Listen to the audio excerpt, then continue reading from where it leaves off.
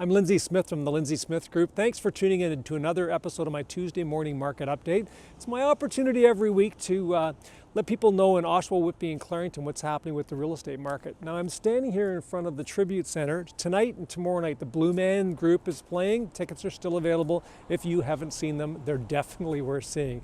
Anyways, let's just jump straight into the numbers.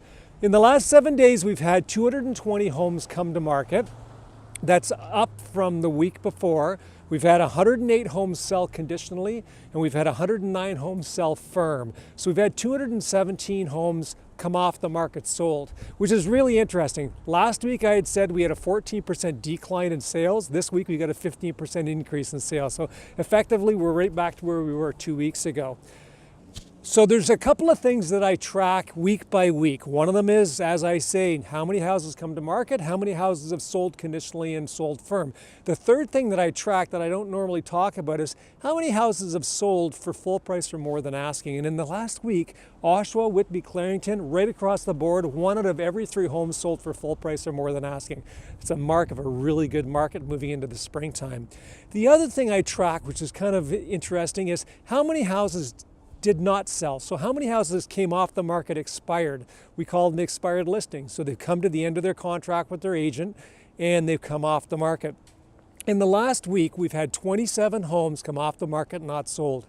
That's 27 sellers that made their beds, kept their houses clean, waiting for buyers to come up, and for one reason or another, they didn't sell. We sold something on the weekend, which is really interesting. It was an expired listing. We listed it. It had had 8 attempts to sell with 3 different brokerages from Unionville all the way out to Vaughan. The agents were located out that way. I took over the listing. We sold it on the weekend for 98% of asking. This house was on the market prior to me listing it for 300 days. That's 10 months. That's a long time to be on the market.